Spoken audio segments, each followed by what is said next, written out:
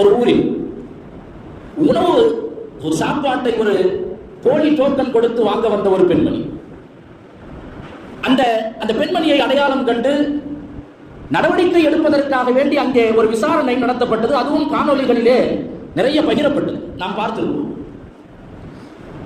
இந்த நிகழ்வையும் பேசுவதோ அங்கு நடந்த நிகழ்வை எத்தி வைப்பதோ நோக்கம் அல்ல. இதிலும் நமக்கான படிப்பினை தான் நோக்கமாக இருக்கிறது. போலியான அந்த டோக்கனை கொடுத்து உணவை பெற வந்ததும் தவறு, அவர்களை கண்டறிந்து அங்கு நடந்த விசாரணையின் முறையும் தவறு. எந்த வகையிலும் அதை சரிகாணுவதற்கான எந்த முகாந்திரமும் இல்லை.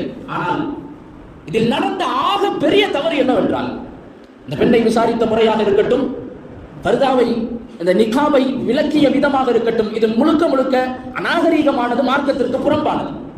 ஆனால் இதில் ஆக பெரிய தவறு என்னவென்றால், இன்றைக்கு மாறிவிட்ட நவீன உலகில் எல்லா விஷயங்களையும் பொதுமைப்படுத்த வேண்டும் என்ற நம்மிடத்தில் இருக்கக்கூடிய அந்த எண்ணம், எதுவாக இருந்தாலும் அதை பொது வெளியிலே பகிர வேண்டும் என்கிற முனைப்பு இருக்கிறது அல்லவா, இது மிக மோசமான விளைவுகளை ஏற்படுத்தக்கூடியது. சாதாரண சிறிய விஷயத்திலிருந்து ஆகப்பெரிய கொலை குற்றமாக இருந்தாலும் அதை நாம் பொதுவெளியிலே பகிர வேண்டும் என்கிற உடனடியாக நம்மிடத்திலே ஏற்படக்கூடிய முனைப்பு, அது ஆபத்தானது. இன்றைக்கு பாருங்கள், யூடியூப், பேஸ்புக், முகநூல் பக்கங்களில் எல்லாம் தன்னுடைய வீட்டின் கூடம் என்று இல்லை, அறை என்று இல்லை, சமையலறை என்று இல்லை, கழிவறை உட்பட அனைத்தையும் பொதுமைப்படுத்துகிறார்கள். இதில் மாற்று சமயத்தை சார்ந்த சகோதரர்கள் என்று அல்ல, இதில் யாரும் விதிவிலக்கல்ல. பெரும்பாலானவர்கள் இப்படியான நிலையில் எல்லாவற்றையும் பொதுமைப்படுத்த வேண்டும் என்கிற அந்த சிந்தனை மிக தவறானது. அங்க ஒரு தவறு நடக்கிறது, அந்த தவறை கண்டிப்பதற்காக வேண்டி விசாரிக்கிறார்கள். எல்லா முறையும் தவறுதான். ஆனால் அதை காணொலியாக பதிவு செய்து அதை பொது தளத்திலே பகிர்ந்தது ஆகப்பெரிய தவறு, ஆக பெரும் குற்றம்.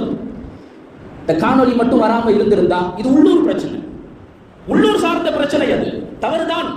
நாளைக்கே அந்த பெண்மணி இடத்திலே அனைவருமாக சேர்ந்து மன்னிப்பு கோரினார்களே, ஆனால் முடிந்து போகும் விஷயம். ஆனால் அதை பொதுவெளியிலே பகிர போக இது சர்வதேச பிரச்சனையாக மாறிப்போனது. நம் நாட்டில் மட்டுமா பேசுகிறார்கள்?